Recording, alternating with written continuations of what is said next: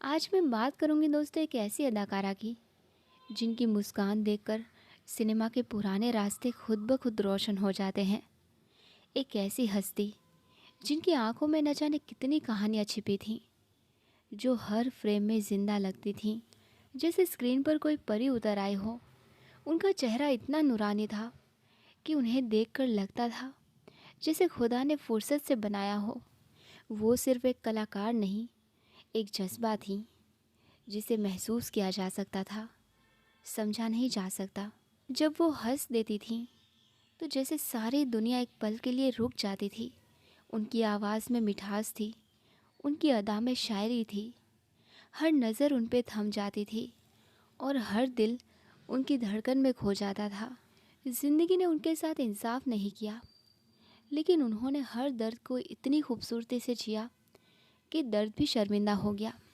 Cinema की दुनिया में उनका आना एक जादू था और उनका जाना एक खामोशी। मैं बात कर रही हूँ मधुबाला की। वो हमेशा के लिए अमर रहने वाली फिल्मों की एक ऐसी मलिका जिसे वक्त भी भुला नहीं सका।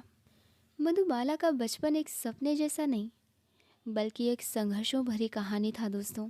इनका जन्म 14 फरवरी साल 1933 को दिल्ली के एक मुसलमानी परिवार में हुआ था। इनका असली नाम था मुमताज़ जहाँ बेगम दहलवी। वो अपने माँ बाप की बहुत ही प्यारी बेटी थी, लेकिन उनका बचपन गरीबी के साए में गुजरा। मधुबाला के पिता अताउल्ला खान एक थिएटरी कंपनी में काम करते थे, लेकिन उनका काम छूट गया और परिस्थितियाँ और भी मुश्किल हो गईं।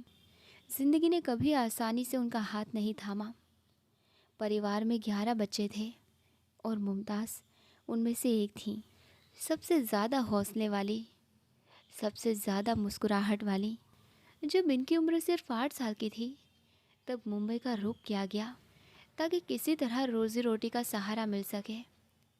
गरीबी इतनी थी कि कभी कभी एक वक्त का खाना भी नसीब नहीं होता था। इसी मजबूरी में इनके पिता ने सोचा कि मुमताज़ को फिल्मों में काम दिलवाया जाए।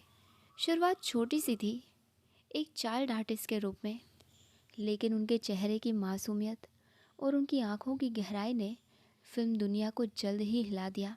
इन्होंने अपने बचपन में ही काम करना शुरू कर दिया। स्कूल जाने की जगह इनके दिन स्टूडियो में बिता करते थे। वो मुस्कुराती ज़रूर थी, लेकिन उनकी मुस्कान के पीछे का दर्द सिर्फ वही जानती थी। मधुबाला दोस्तों अकेले में अपनी माँ के साथ बैठकर रोया करती थी, लेकिन कैमरा के सामने हमेशा एक रोशन चेहरा बन के उभरती थी। उस मासूम सी लड़की का नाम आगे चलकर बन गया मधुबाला। बचपन के दुखों ने उनके चेहरे की मुस्कान को कभी कम नहीं होने दिया। मधुबाला ने छोटी उम्र में ही फिल्मों में काम करना शुरू कर दिया था ताकि अपने परिवार का सहारा बन सके।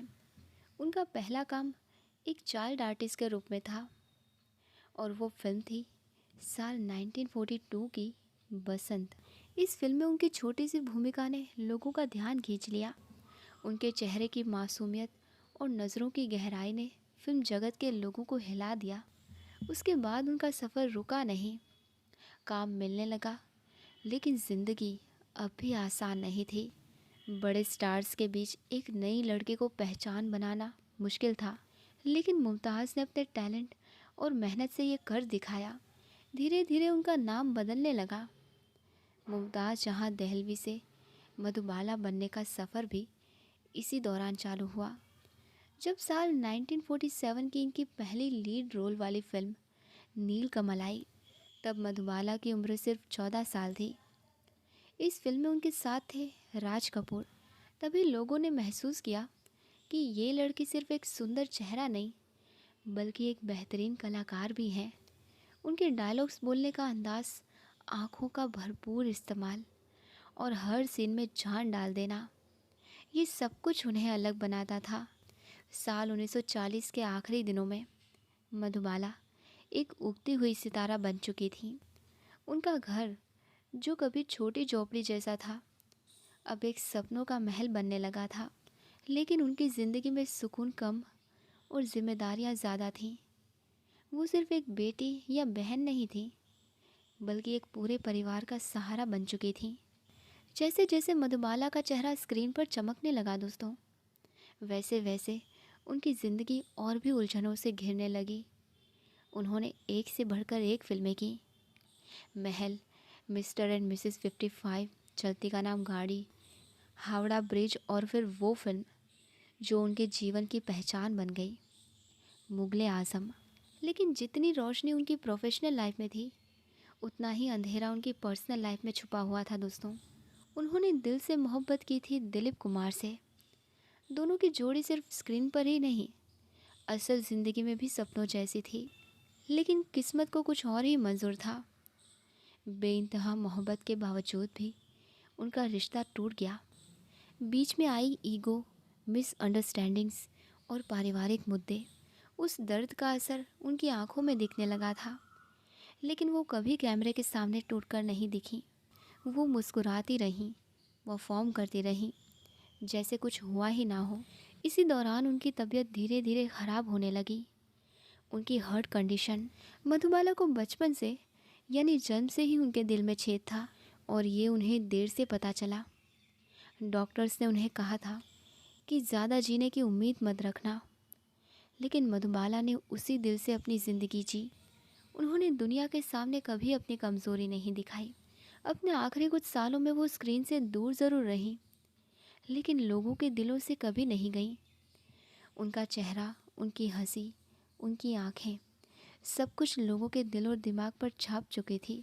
और फिर आया वो दिन, यानी 23 फरवरी 1969, जब सिनेमा ने अपना सबसे खूबसूरत चेहरा हमेशा के लिए खो दिया।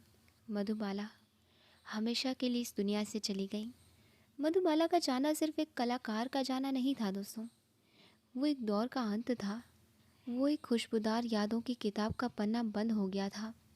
जब उनकी मौत की खबर आई, पूरा फिल्म जगत झुक गया। वो सिर्फ 36 साल की थी। इतनी छोटी सी उम्र में वो दुनिया छोड़कर चली गई।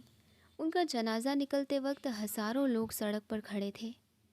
कुछ रो रहे थे, कुछ चुप थे और कुछ सिर्फ उनकी तस्वीर देखकर ये सोच रहे थे, क्या वाकई कोई इतना खूबसूरत इंसान सच में इस दुनिया में था। उनके जाने के बाद भी उनका जादू कम नहीं हुआ। आज भी जब मुगले आज़म का वो जेल वाला सीन देखा जाता है, जहाँ अनारकली रुक रुक के कह रही होती है, ए मेरे हमदम, मुझे ये मत कहो कि तुम मुझसे मोहब्बत नहीं करते, तो ऐसा लगता है जैसे उस खामोशी में मधुबाला का दर्द बोल रहा हो। वो एक मिसाल बन गई, खूबसूरती की, टैलेंट की और दर्द को भी खूबसूरती से जीने की। नए दौर के लोग उन्हें विनेस ऑफ इंडियन सिनेमा कहते हैं और उनकी तस्वीर हर उस जगह मिलती है जहाँ पुरानी फिल्मों से मोहब्बत की जाती है। लेकिन जिन लोगों ने उनके दौर में उन्हें जीते हुए देखा, उनके लिए मधुबाला सिर्फ एक एक्ट्रेस नहीं थी, वो एक एहसास थी। ऐसे कलाकार जो ज़िंदगी से लड़े बिना शिकायत किए हर दर्द को अपने अंदाज से जीती रहीं।